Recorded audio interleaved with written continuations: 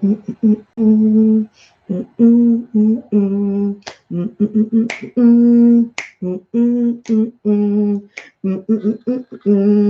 evening, sisters and brothers. It is your girl, Dr. Shonna, and I am here with tonight. It's election day, and we are so ready to have a wonderful conversation. If any of you guys join me on my Facebook Impromptu Live, I talked about storytelling tonight. So I'm going to give you guys some information. I hope you guys are all safe. I hope your communities are not burning down. And I'm not being funny because I know that people have been boarding up their stores. They have been in a state of panic and fear. People are nervous about what is going to happen tonight as the race to 270 electoral votes continue.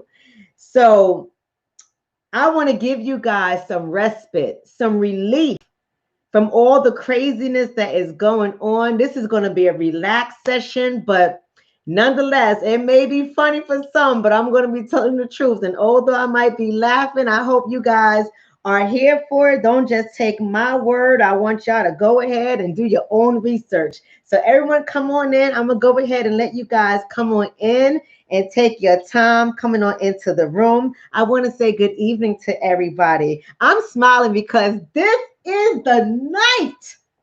This is the night I'm going to go to sleep the same way I'm going to wake up happy as hell. Somebody said, what's on code? Family, to my B1 family, to my ADOS family, tell the sister or brother, whoever it is, what does it mean when we say we are on code, baby? What does that mean? Tonight we are on code. This is the most appropriate shirt for the day. This is the most appropriate shirt. So let our sisters and brothers who do not know what uncode means, let's let them know. That's right, B1 all day. And to be B1, that means our asses are on code. We are not afraid. We are not moved by the tactics. We are not persuaded. We are not infiltrated in our thinking. We do not put our critical thinking down for not one moment. You see my family in it? B1 all day. What's up, family? B1, baby. B1.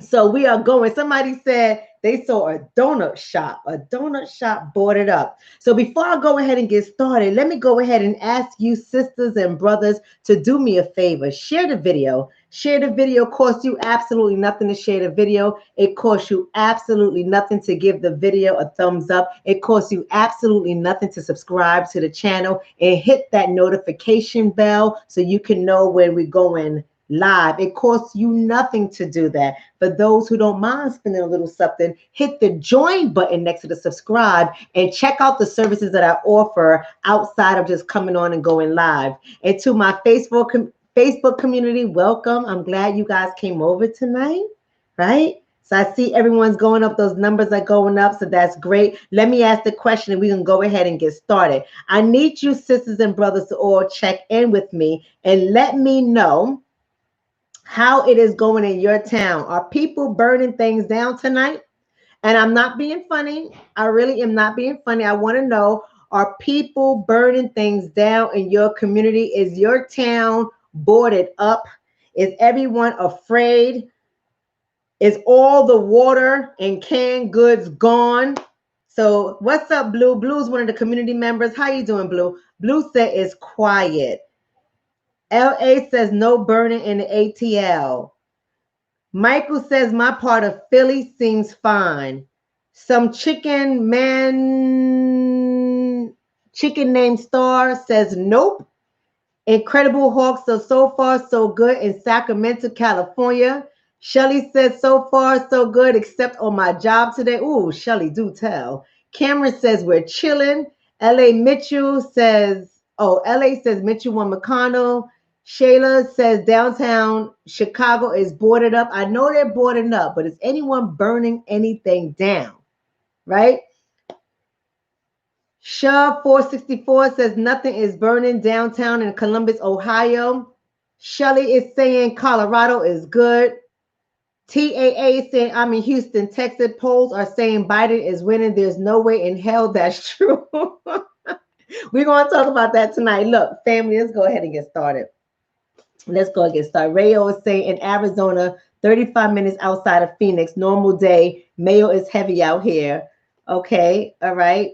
Queen L is saying quiet in Southern Maryland. So everyone seems to be quiet so far on the feed. If anybody start blowing shit up, let me know. If anyone starts knocking down windows and looting, let me know. Let me know. Because the media has been selling this narrative to us. This media has been working all day, yesterday, last week, to tell people to be afraid. Be very, very afraid. The Beauty Jock saying is cool in Central Jersey. Shelly saying, sister, I was called a fighter by the big boss because I won't be lied on. Ain't nothing wrong with that, sister. B1, stand up all day, right? And Sadada says nothing ever happens in South Maryland. Latoya says where I'm at in Minnesota is chill, but not too sure about Minneapolis. Okay, Arkansas, good. Trump won it. No surprise there. All right, Butterfly Magic says they have been ramping it up. They have been ramping it up. And that's why we're going to be here today. We're going to have this conversation because I was wondering why people on my Facebook timeline, because sometimes, I just watch. Half of the time I don't say nothing. I don't say nothing. I don't post nothing. It's rare when I put anything on Facebook because Facebook is a different type of audience, right? So I just watch to see what they're doing because Facebook, in my opinion, this is my opinion. So you can tell them that Dr. Shonna said it, but Facebook has the most scary damn people I've ever seen in my life. I don't know if all the fear mongering people hurdle on Facebook and they must have their secret Facebook meetings to put out all the propaganda, to share it, to argue and fight with each other. Facebook is absolutely freaking crazy. So I was on Facebook and I was seeing on Facebook people posting things about businesses boarding up. In New York City, downtown in Manhattan was being all boarded up. The New York City districts were taking precautions. I saw Denver, Colorado were taking precautions, although there have been no threats made or identified. I heard DC was boarding up windows. I heard Rodeo Drive not only was boarding up windows, but decided to close early on election day and will be closing early tomorrow as well. It's crazy what has been happening, but I understand why people are there. Yes, Shelly saying boarded up in Denver. That's what I heard about it. I understand why people are in fear because the media has been doing the great thing of especially us, making us look like we are the ones that are acting crazy, just burning down the buildings. And we know that the Black Lives Matter organization, they're filled with a whole bunch of people that don't look like us, a whole bunch of people that have a different narrative and a different focus than what we have. Somebody's asking who won. Vicky, you new to this channel because all the results are not in, Vicky. We're having a different type of conversation. We're going to talk about stuff, Vicky. That's the first thing you're thinking about, Vicky. Who won? Put on your seatbelt. Hold your seat, baby. The night is not done. Nobody won just yet, Vicky. No one won. Not yet. So anyway, we have to understand how fear has been programmed into the people as it relates to this election. And people think that this is a new type of fear. For some odd reason, people think that this is a new type of fear. And they're attributing it all to Donald Trump. Everything is being attributed to Donald Trump for why people are so afraid. And they're saying things like, oh, because, none of this started before him. But that's not true. That's not true. And if people would stop being so triggered emotionally and they will go back and do their research and go back to the 2008 election, they will go back to the 2012 election. People were fearful then as well. If you go back to the what's the other one before that? 2004 election.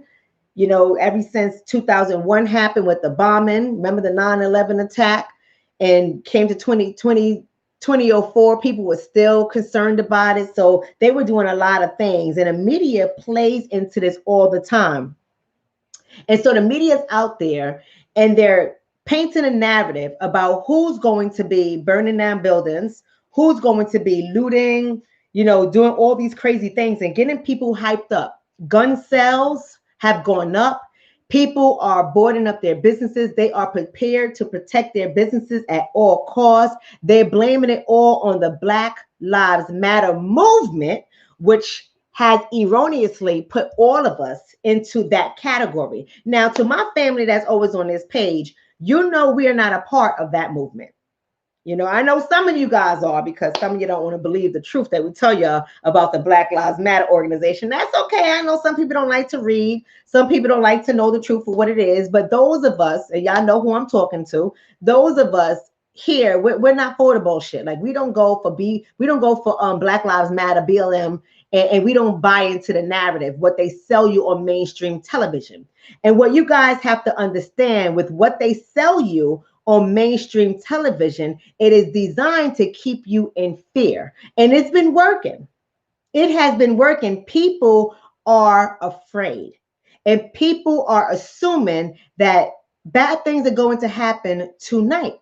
Now, I don't want to be naive and tell you guys bad things are not going to happen, so don't pay attention. I'm not naive in saying that. I'm rested, I'm well, and I'm safe, right? So I'm not going to be naive to say this to people, because what I do know about fear is always married to anger. Those relationships and those emotions are always married.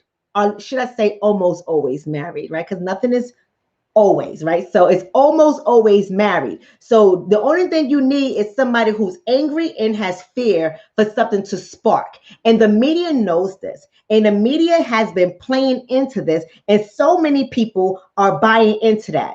And let me tell you, when this started to kick off even greater is when George Floyd, God bless him and may he rest in peace, when George Floyd died. The media just knew that they were going to use this, because they're trying to persuade people to make a decision on who is going to be the candidate in the chair. And the media, we know the media is controlled by who? Which candidate do you think has a great footing in the media? Who totally supports which candidate, right? Y'all let me know, because I don't want to be the only one saying this and everyone's like, yeah, Dr. Shonna, that's true. You right. I want to see what you guys have to say, right? But I want you guys to know that the media, they have a candidate in mind. There you go, Blue. Thank you, Blue. The media, thank you, Kiana. Thank you so much. Absolutely, Noir. The media plays toward the Democratic population, the Democratic candidate, the Democratic voters. They play toward that. And for some reason, they know that they have to spark fear and then identify an enemy, right? So they have to spark fear and then identify the enemy and then give you the solution. So they have sparked fear. The fear is the Black Lives Matter movement and why they're fighting for police brutality and killing of Black men. And then George Floyd happens, boom, they run with it. They tell you that. And then the enemy is Trump, right? And all the Republicans, everybody who's a Republican is an enemy. That's what the media does. And then the solution is Biden. That's how it goes. And that's how campaign marketing goes. You have to have a villain and you have to have the superhero. Because our emotions are the easiest thing. Our emotion of fear is the easiest emotion to get roused up. And that's exactly what they do. So people are reporting on my feed. People have been reported in the news that they feel unsafe, right? And a lot of the people that I've been working with are reporting high anxiety and high tensions surrounding the elections. And Trump is to blame. This is what the media is selling. So Karma's saying she feels unsafe. So that's a great thing right there. I wish I had a call-in line. I swear I do. Karma, I'm glad you're saying that. I'm going to look for your name, Karma. Tell me why you feel unsafe. What is happening to you that is putting you at risk of harm right now? Why are you feeling unsafe? Not stuff that you imagine. I don't want to hear about what you imagine to happen. What right now is letting you know that you are unsafe? Are there any flags being burned on your porch? Are there any rocks going through your window? Are you getting letters sent to you? Are people calling your house saying, Karma, you're going to die, you're going to die, you're going to die tonight? Like, and I'm just wondering, I'm asking you, why are you feeling unsafe? And I'm not making fun of you whatsoever, Karma, so don't look at it that way. I want you to tell me, why are you feeling unsafe? What is happening? Is this just an emotional feeling? Or is something literally happening to you to let you know you are unsafe? Thank you, Nisha. So Carmen's saying rioters have vandalized my property and business during riots. Okay, rioters have damaged your property and business during riots. Is this something that's happening to you right now? Are you in your business? Are you like literally in your business right now? And when you say your property, what property are you talking about? Are you talking about your business? Are you inside your business right now and rioters are there?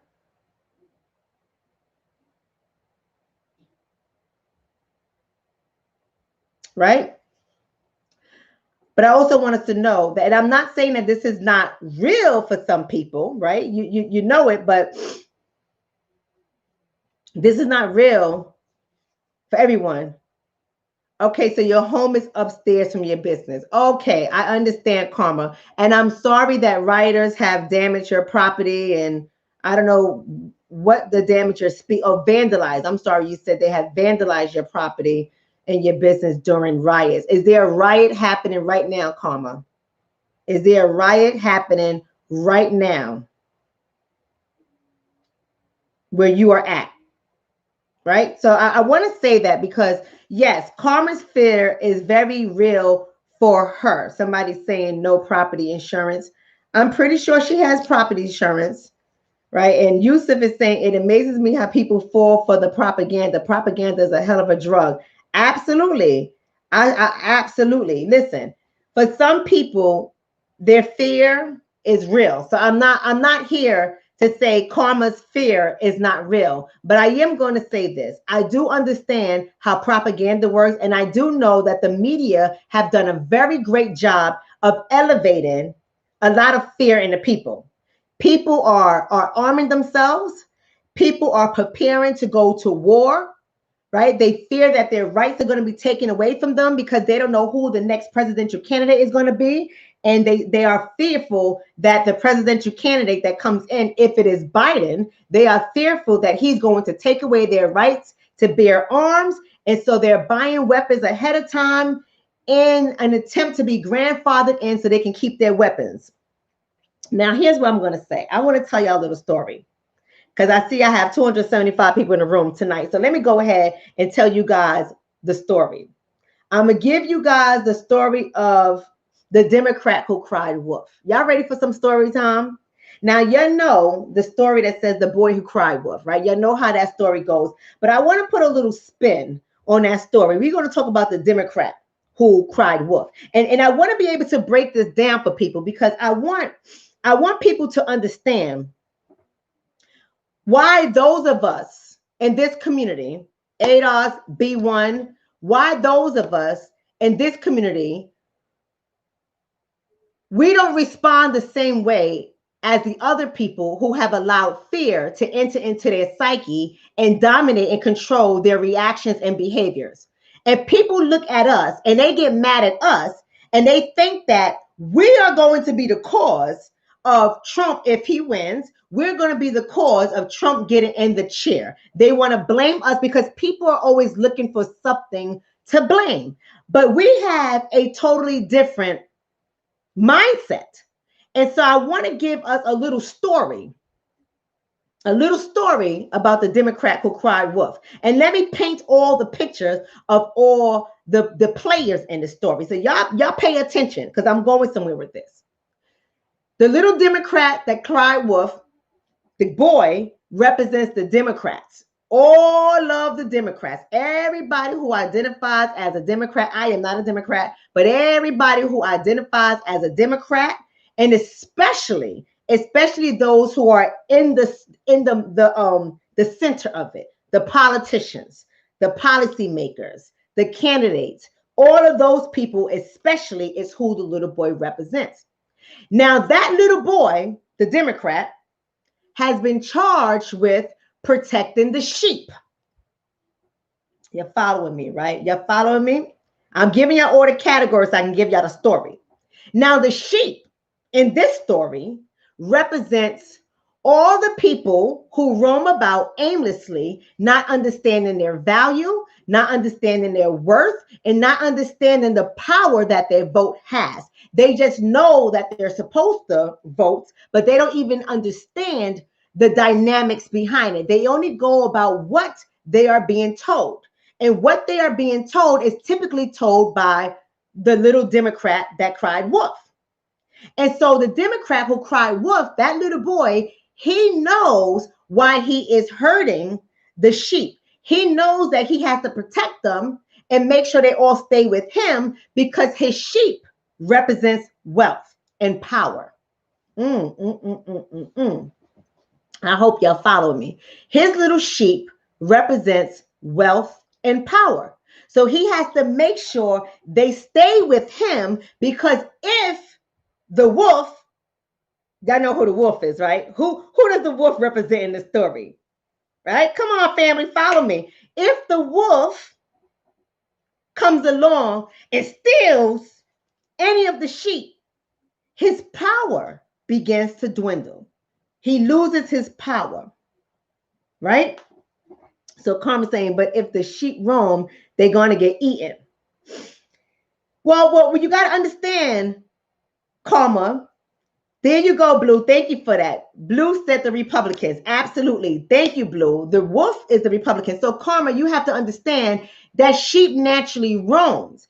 It is the Democrats' job, the little boy, right? The little boy is a Democrat. It is his job to make sure he knows where all his sheep are and keep them herding in a certain direction. They can graze, they can stop, they can do all these things, but he has to know all his sheep. So if you remember the story about the little boy who cries wolf, he's counting the sheep. He knows all his sheep that's there, right? And he's just chilling and he's watching his sheep do whatever he wants to do. And every now and then he likes to play with people. Now I'm going to tell you the people that he plays with. Follow the story. He made a pact. In my story, the little boy, the little Democrat who cries wolf, he made a pact with the people in the town. And he says, listen, if y'all help me to protect my sheep, I'll make some deals with you. You get what I'm saying? I'll make sure you good. But you got to help me to protect my sheep. And so the people that he made the pact with, who's the people, y'all? Tell me in the audience, who do y'all think the people is? Come on. The people that he made the pact with, they said, okay, if we just protect the sheep, we're going to get something in return. They're going to give us something. And the sheep represents, in my story, the immigrants. The sheep represents the LGBTQ community. The sheep represents white women. The sheep represents white men. The sheep represents women's rights. The sheep represents, y'all get my point, right? Y'all get my point. The sheep represents the populations that are quote unquote marginalized. I know you're gonna say, well, white women are not marginalized, but you have to understand under the Civil Rights Act, the white women fell under that too. When they came through, they got protected under that too because women's rights, right? So you got to look at it in that state.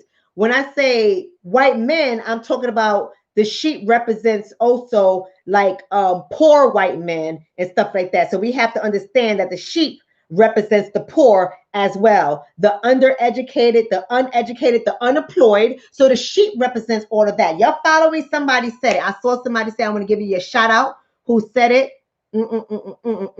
So Brian C. Johnson says everything except ADOS. Excellent. So who are the people in the town that they made a pact with? Or at least they didn't make a pact with them. They made promises. The little boy, the Democrat who cried wolf, he made promises to these people. Right? So the people, y'all taking too long. Y'all taking too long, right? So the people who the little Democrat who cried wolf, he made promises that he never cashed in and never made good on, he made promises to the ADOS community. Right? The ADOS community, not Black people, not people of color. He made a promise to the ADOS community. You got to understand this. See, if you know your history, then you would know that it was the ADOS community that got the civil rights movement. It was the ADOS community that was getting their asses whooped. It was the ADOS community that was being lynched. It was the ADOS community that was enslaved. And here in America, we're talking about in America. That's right, Brian. Promises with no tangibles. It was that community. So the little boy, the little Democrat who cried wolf, he decided to play tricks on the ADOS community every now and then just to see if the ADOS community was true with their word. So he would say, woof, woof, woof. And the ADOS community would come running in, right? Come running in because that's what we do. We're like, oh, hell no. Who's playing with the oppressed? Who's playing with the LGBTQIA+? Who's playing with the white women who's fearful and they need their rights? Who's playing with the immigrants? Who is playing with the Mexicans? Who's playing with the Nigerians? Who's playing with the Jamaicans? Who's playing with all these people? We got to come and help the little Democrat because we're good. We're going to get it. It's going to pay off because the Lord says to be patient, right? And to love thy neighbor as yourself. So we're doing all of this stuff. We running in and we helping the little Democrat who's crying wolf. And so the little Democrat who cries wolf, he does this a number of times because he sees that every time he needs the power and every time he needs the help and the assistance so he can stay in power, he cries wolf. And our community comes running all the time. We're in the front lines. We got our picket fences. We're marching. We're organized. We're arguing on TV against everybody. We're debating. It don't matter if it's the 1950s, the 1960s, the 1970s. You see us in media at every decade. And every decade, we are addressing the problems. And we got the kumbaya white people wearing their dashikis, right? And wearing their little afros so they can show that they are allies and alliance with us, and they're putting us on TV and we're speaking for them. And anytime it's election time, they're going to get the little ADOS people to come in and help them. And help them. And help them. And every time we show up, we don't get what is due to us. We don't get those promises. We don't get them. So one day what he didn't realize is that every time he called wolf and the ADOS community would show up and then the ADOS community would disperse, he don't realize that we started to realize we keep dispersing. We come together to save the little Democrat who's crying wolf. But after we realized it was a trick bag, we all go back to our rightful homes and businesses and locations and we disperse. And what we were not doing was communicating with each other. So every time he called wolf, we all heard it. We didn't organize with each other. We just responded, emotionally responded to help the little boy, the little Democrat who cries wolf. And then something happened. Something happened with that ADOS community. They started to get a little bit smarter. And they started to run. And as they was running, they was walking back from running. They started to say, oh, man, this little Democrat, he always calling wolf. And this dude still hasn't made good. We always showing up and ain't really no scare. Always trying to scare us that the wolf is coming. The big bad Republican wolf is coming and going to eat up our sheep. And this is kind of crazy. You know, we got to stop doing this. Unless he give us tangibles, we ain't showing up no more. We're not doing that. Because at the end of the day, shit, who's showing up for us? We out there on our own. He ain't helping us. And so the ADOS community got smart. And every time they complained to the little Democrat who cried wolf, he didn't want to listen. He was arrogant. He started to laugh. He thought it was really, really funny, very arrogant, very, very bad person in the words of Donald Trump. Very bad. Bad person, bad person. He just laughed the whole entire time. But he didn't realize that this time the ADOS community was organizing. So the joke was on him because it got real serious. And he got out there in 2016 and he cried, "Woof, woof, woof." But this time the ADOS community didn't respond. This time the ADOS community said, "Fuck out of here. Woof. Dude, get eaten up. Protect your own goddamn sheep.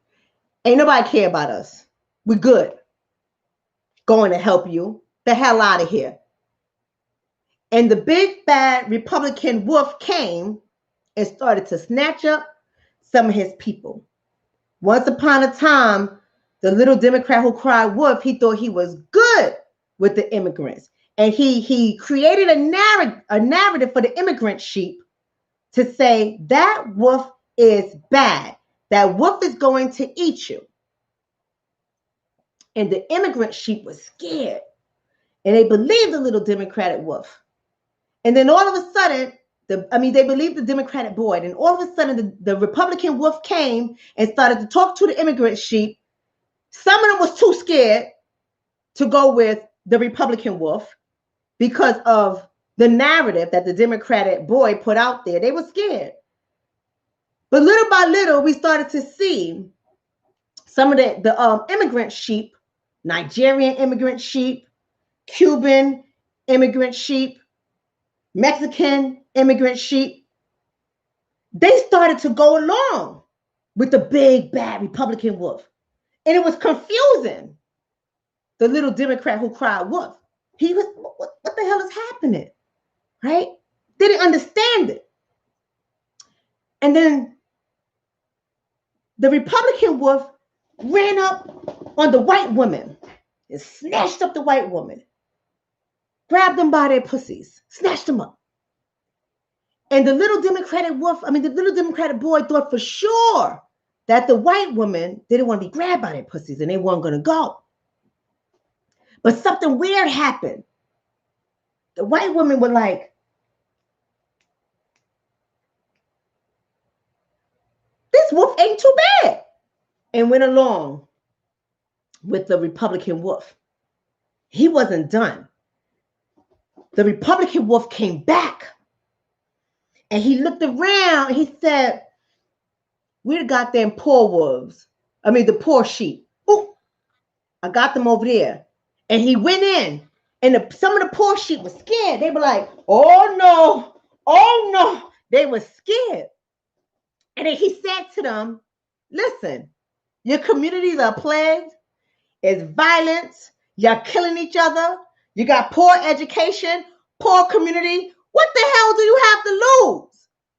And some of the poor, unemployed, and uneducated sheep was like, "Well, what the hell do we have to lose? We ain't got nothing to lose. Shit." And they turned around and some of the poor ones like, "Don't go." Some of the uneducated ones like, "Don't go. He's scary." Because the little Democrat who cried wolf told them that the Republican wolf was scary. Some of them was like, "Fuck you, I'm out." And they left. And they went with the Republican wolf. Right? So that's what he did. He just started to chew them up. And then the Democratic boy who cried wolf, he was like, "What the fuck happened to the ADOS community? What happened? Why didn't they show up? Didn't they hear me screaming constantly? Didn't they hear that my screams was different this time?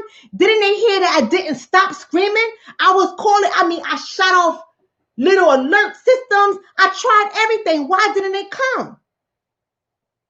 But he was too prideful. He was too prideful. He didn't want to go over to the ADOS community and ask, "Yo, what's good? Like, this Republican wolf came through, ate up half my flock. I couldn't convince them. He came in with a different type of swag. What happened to you?" So the ADOS community said, let me talk to you for a minute.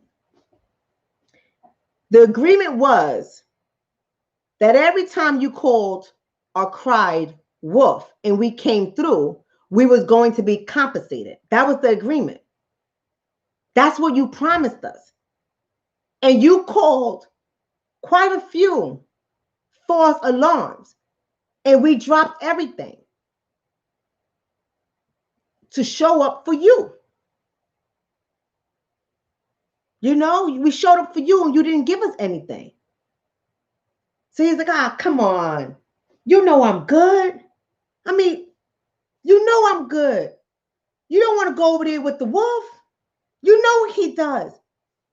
These sheep think that he's going to help them. He's actually going to eat them. You know he's that like that. So we started to ask questions. And we wanted to know, well, why didn't the wolf eat you? Why hasn't the wolf eaten you? We started to see the little Democrat who cried wolf and the Republican wolf as one and the same. So we wrote up something and we want to write a new agreement, but this time we wanted payment up front. And he didn't want to read it. He said, I will read it after you help me get my sheep back. After you help me get my sheep back, I will read it.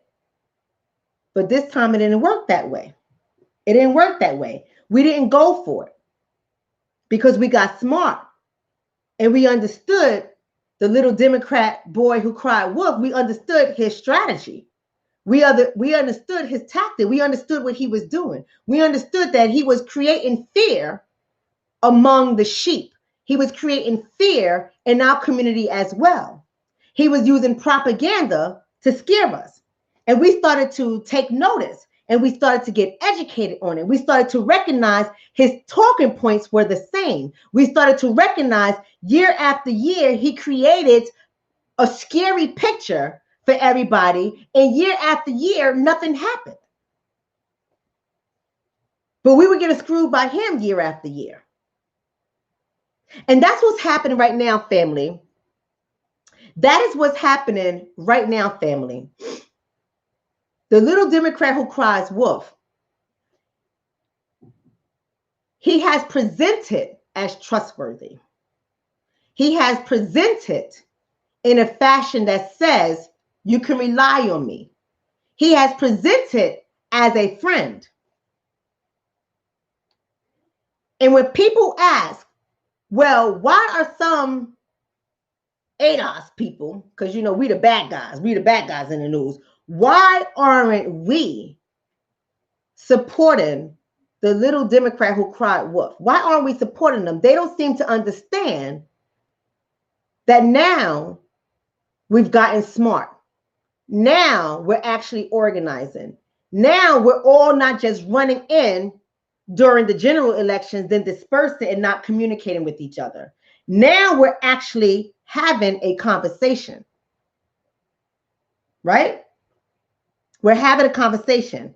We understand all the campaign tactics that are being used. We understand the fear that's being used, and we understand that the emotion of fear is very powerful.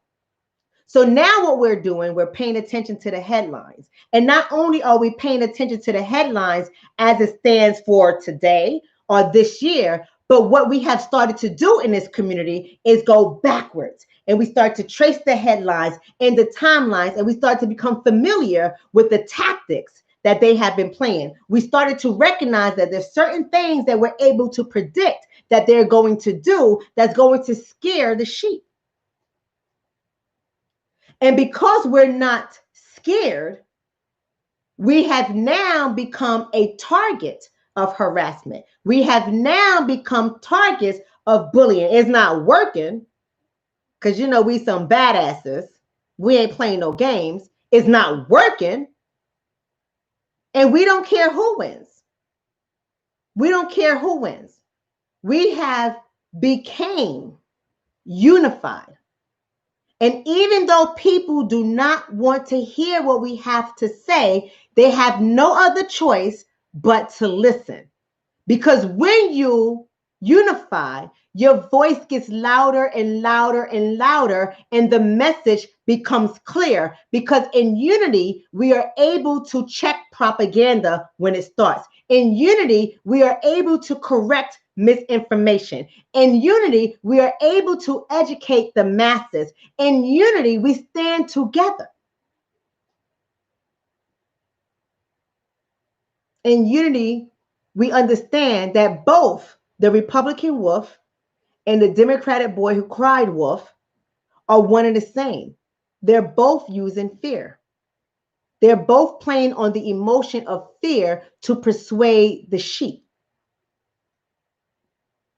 We understand that they have henchmen that are working for them as well. Their henchmen is something that I will call journalists, because the journalists understand how fear works, and they play on fear too, because they have to eat. They got to get paid.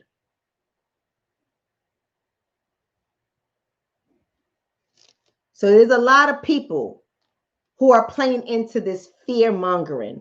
There's a lot of people who are getting paid, right? So the people like social media influencers, there's a lot of social media influencers out there who are getting paid to either represent the Republican wolf or the little Democrat who cried wolf. The ones who are not getting paid are the ADOS community. They're not getting paid. We are not getting paid. We are a threat. We are Russian. That's what they call us. We are bots. That's what they call us. We are ignorant, even though many of us who are on this platform, not only are we well educated, we bring facts and data. They're not used to that. They're not used to us stepping up to represent the sheep who understand that they don't want to be sheep anymore. Right? We understand that there's a lot of people who are eating off of this fear mongering. But when we come up to say something differently, people view us as a threat. So family, we have to learn to critically examine ourselves. We have to ask ourselves, are our fears real or irrational? Are we perpetuating fearism? Are we spreading false claims?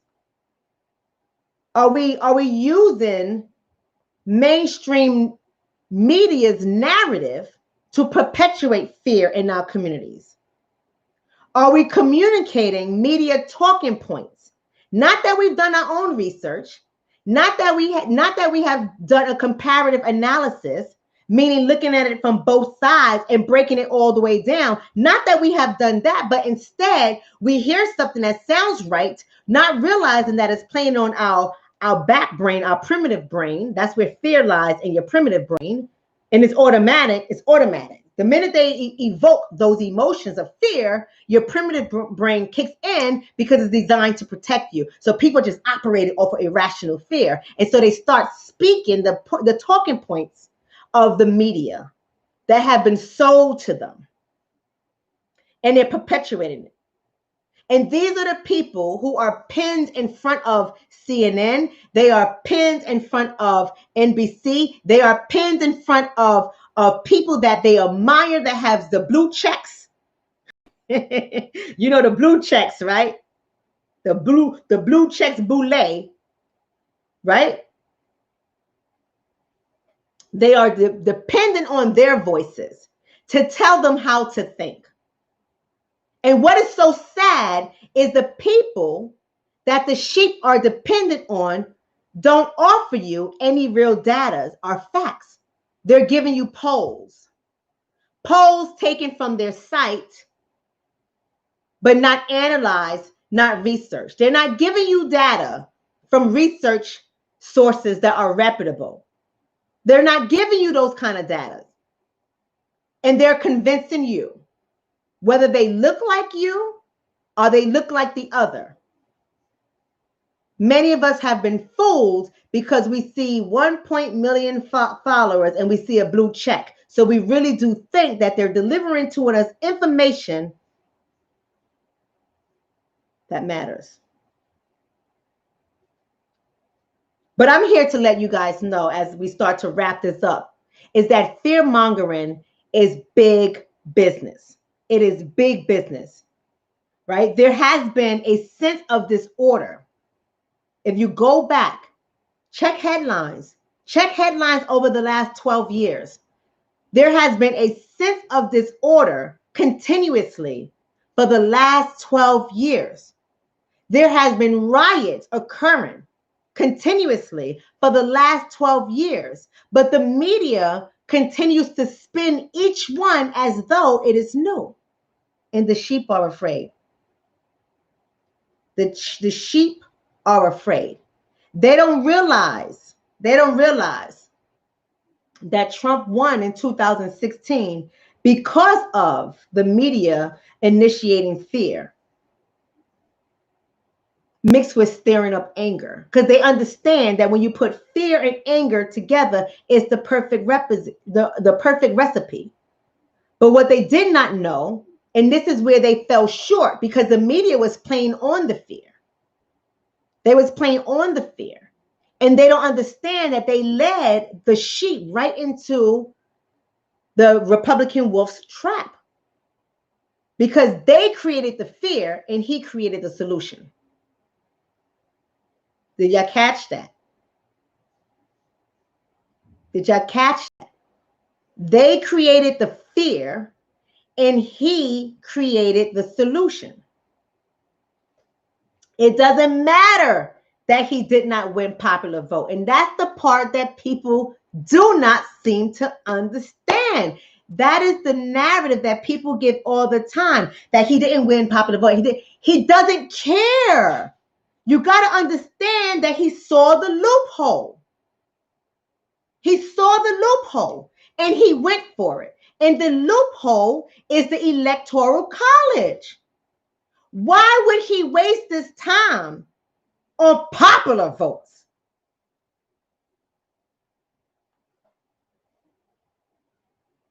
That's a bad chess move.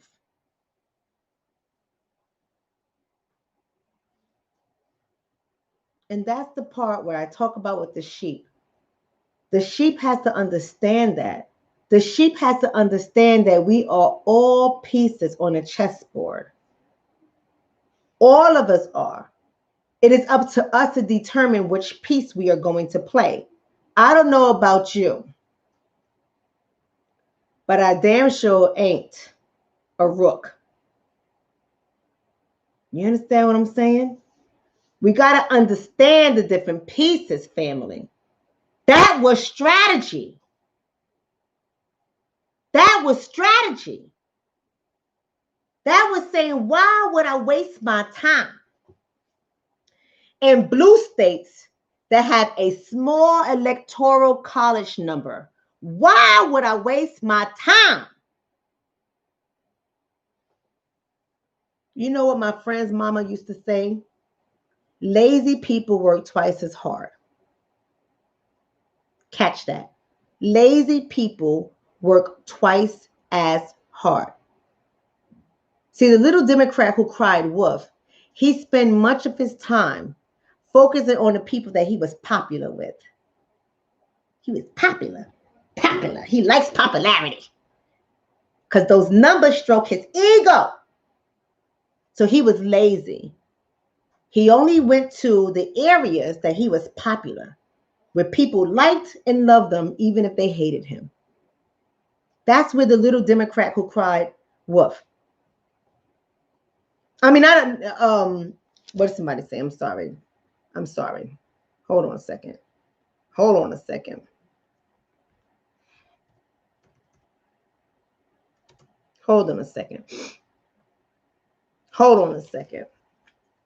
Yeah, okay.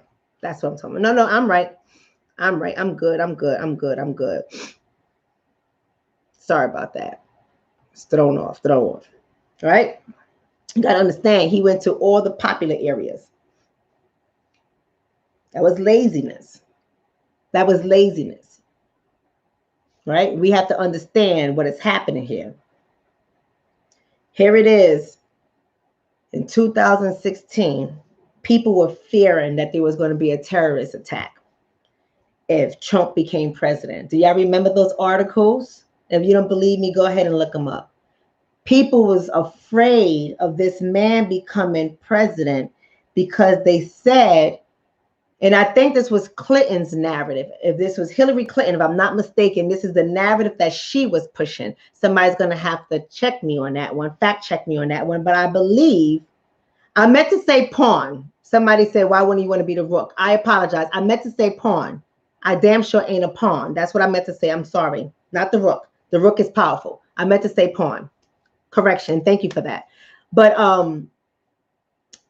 Hillary Clinton had a narrative in 2016, and she was saying that the way this guy is going, the way he is going to cause a terroristic attack because of his rhetoric and the way he speaks. Y'all remember that narrative? Do y'all remember that? I'm not making this up. She said, our country cannot afford that. We need somebody who knows how to have international relations, right? We need somebody who knows how to speak. And not that she didn't have a point, but that's what she played on in 2016, that America was going to have a terroristic attack. It's been 4 years. 4 years. And maybe I went to sleep in the 4 years. Maybe I went to sleep in the 4 years. But, and I could be wrong, and I'm not being funny. I'm not being funny, family. I could be wrong, but did we have a terroristic attack on our soil? On our soil over the last 4 years? Somebody let me know. I'm not being funny. There's 386 people watching. Somebody let me know. Did we have a terroristic attack on our land in the last 4 years? So Blue is saying no. Faraya saying no. Julie saying no and didn't go to war either. You already know it. Sister Noble said no. Dylan Roof is not a terroristic attack. That is national terror. And we've been having that since the days of Jesus Christ, right? So we've been having that for a long time. But I'm asking. So Queen L is saying yes. So Queen L, what has been our terrorist attack from another country that has come over here and attacked us? Because Queen L is saying yes. Right? Now, see, people are saying COVID. I got some for y'all too, but okay. Right? Earl is saying police has been attacking us since we've been emancipated. So we're not talking about that. We're not talking about that. She was not Hillary Clinton. You see how people try to twist the narrative because they don't want to stand in the truth. Thank you so much for that donation. Who is this? Who is that? See the King. Thank you so much. I appreciate that so much. You see how people don't want to stand in the truth? When Hillary Clinton used that narrative, she was not talking about domestic terrorists because domestic terrorists has been occurring since before Donald Trump. Trayvon Martin was domestic terrorist, and he happened in 2012. Tamir Rice is domestic terrorist. She was not talking about domestic terrorists. So Karma's saying the Russians came and attacked us. Do you know what a terroristic attack is? And you see what I mean? This is what I mean when I say the sheep. The sheep are filled with fear. This was the narrative that was sold to us. And I'm not trying to be funny at all.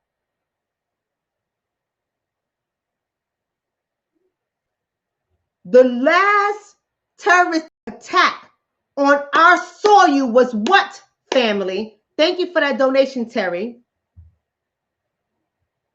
What was the last terroristic attack on our soil? Thank you, somebody. Come on, thank you. And did we not go to war because of that?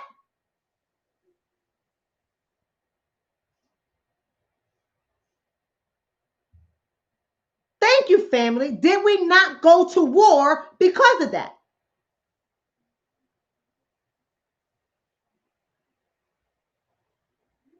So what has been the last war we have declared?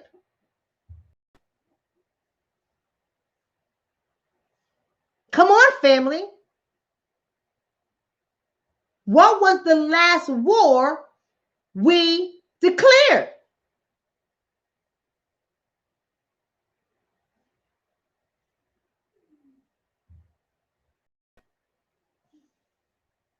A war on terror doesn't count. See, these family.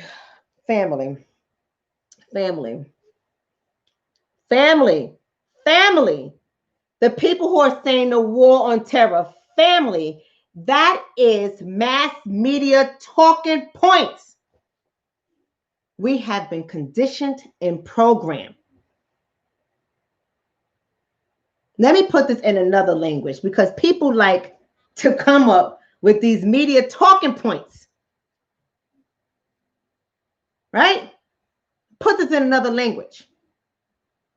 You see what they're saying? War on weapons and mass destruction, they say. That's what they said over there, but that was the war in what's that, Iraq, I think it was, that they went for, if I'm not mistaken. Right? Thank you for that donation, Black Mama. You are awesome. That see, we got to really think critically. When you declare war, that's when you gather up our troops, our sons, our daughters, our fathers, our husbands, our nephews, and we send them into another country and bomb the shit out of them.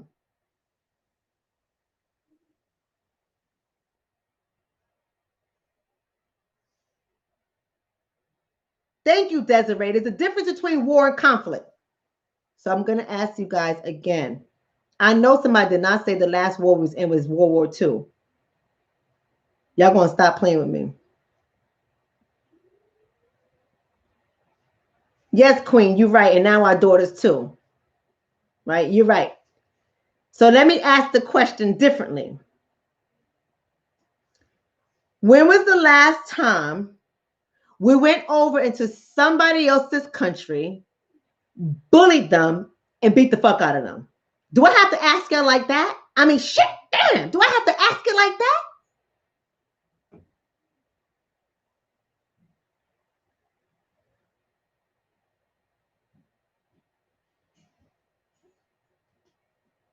You got to understand.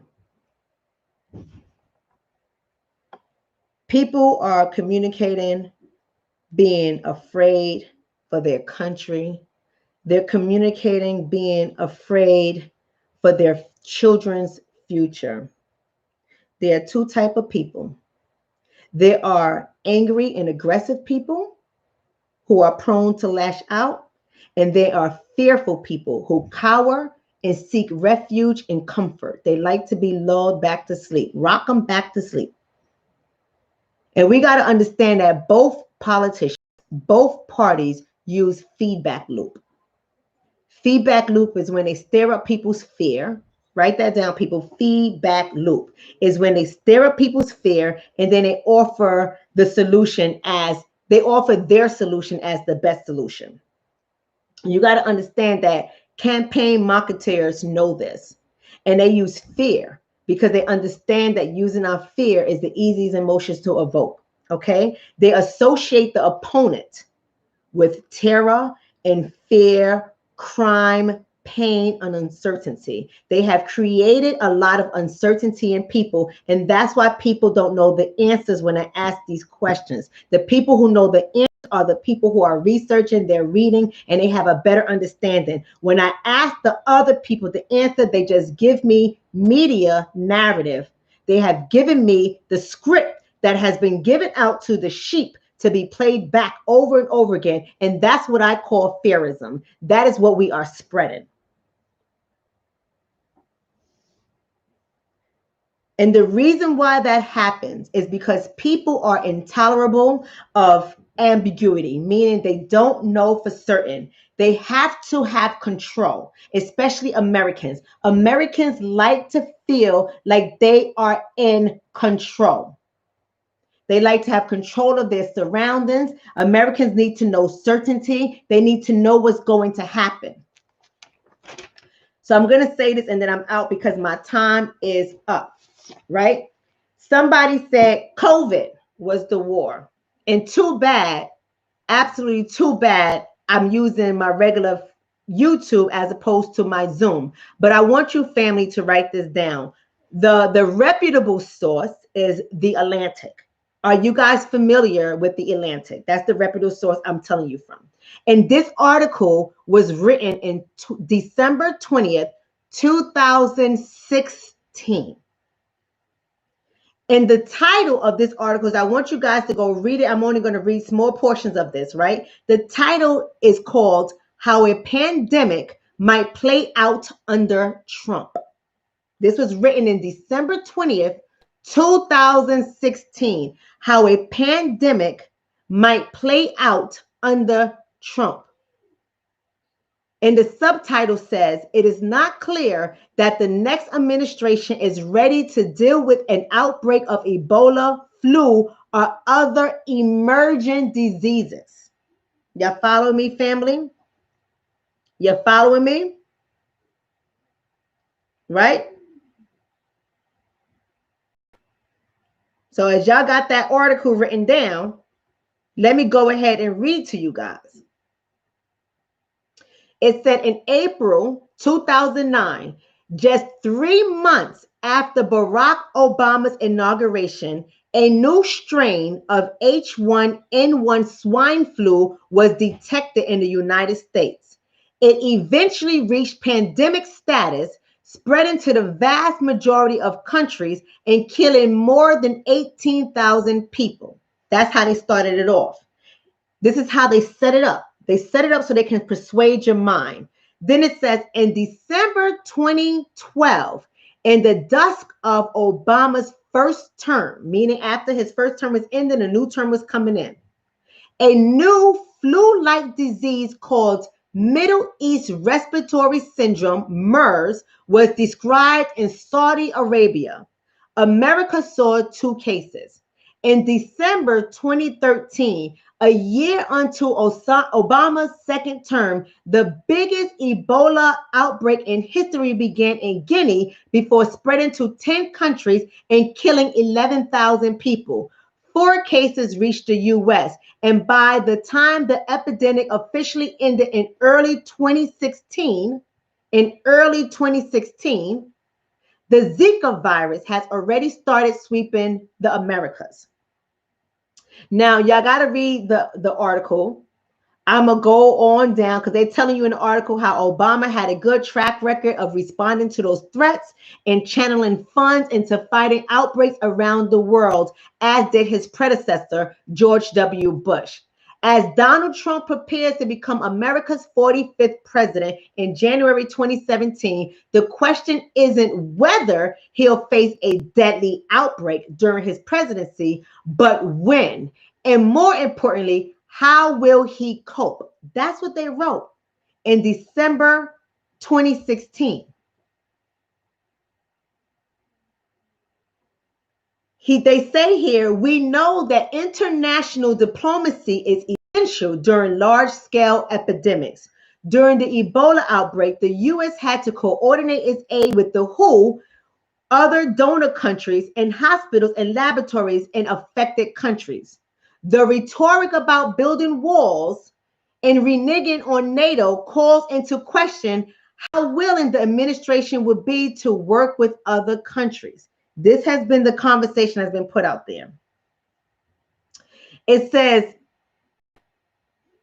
If anything, this problem is likely to get worse, given America's continuing struggle to deal with fake news. Inaccurate information can easily be seeded by foreign parties and given weight and prominence by online algorithms. It is arguable whether such misinformation made a difference between victory or defeat in the election, but inarguable that it could mean life or death in an outbreak. This is 2016. This is 2016. You understand what I'm saying, family? 2016. They also said, let me see, I'm trying to find the other thing and then I'm out of here. When he asked about it being prophetic, right? Let me see if I can find the word. Here it goes.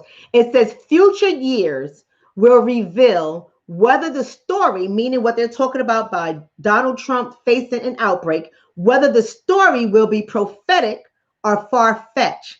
For now, we can only speculate using the president-elect's own words and actions to predict how might he fare in an outbreak. They were talking about this in 2016. They were talking about this in 2016. They were setting up the narrative in 2016. 3 years later. 3 years later. 3 years later. Was that really prophetic? Was that really prophetic? They needed something. They needed something to play on the emotions of the people. And it has been working. Because if you pay attention to how Biden's campaign has been, Biden's campaign has been playing on the pandemic. That has been the fear that they have been creating in the people. That has been the fear. That has been the narrative. That has been the talking point. That's all I'm putting out there. That's all I have to say. So y'all go ahead and remember the story of the little Democrat who cried wolf. So when people ask, why is the ADOS community moving how they are moving? I hope that story makes sense to you all. To tell you the truth, we don't care who wins. We don't care if it's Biden, and we don't care if it's Trump. A lot of people like to think because we don't care, people like to think that we are Trump supporters, and that could not be further from the truth. That is such a lie. We're not Trump supporters. Some of us might be, right? But for the most part, we're not Trump supporter. We are ADOS supporters. We are ADOS supporters, right? So family, will you graduate from being sheep? Will you graduate from being sheep? Will you start to be critical in your thinking? Will you start pushing back? Will you start asking questions? Will you start challenging people? Will you start doing your research so that when people come at you with some dumb shit, you can drop it on them? You can check them where they stand, because people don't like to argue data and facts. People don't like to argue research. They want to argue fear. They want to argue media narratives. They want to argue mainstream talking points, right? That's what they want to do. Thank you, Aesthetics Guru. Aesthetics Guru said you are breaking it all the way down. I'm trying. That's right, Butterfly Magic. She says, I am a supporter of getting off the political plantation. We okay. Mando saying slow ones will never get it. They will die sheep. And that's okay. We're just not running in to save them. That's it. Because in this community, we know that we don't have to save everybody. In this community, we know we got to save ourselves. We've been saving people since we've been emancipated. And before that, too. We've been saving people for a very long time. We've been saving people for a very long time. And we are tired. We're tired. Some of us have become sick and tired of being tired, and we decided to do something differently. So at the end of the day, shout out to my own code community. I thank y'all so much for tuning in. Don't forget to share the video, like the channel, like this video, subscribe to the channel, hit the notification bell so you can know when I'm coming live. My next day, just so you can know, will be Friday around 10 o'clock p.m., 9 o'clock, 9:30, 10 o'clock p.m. around there. So just go ahead and subscribe to the channel, hit the bell so you can be notified, and I will talk to you all on Friday. Thank you so much, Queen L. I appreciate that donation. I will talk to all of you guys. Peace. Assalamu alaikum. Shalom. Hotep. I love every last one of you guys. And again, don't be afraid and don't be sheep.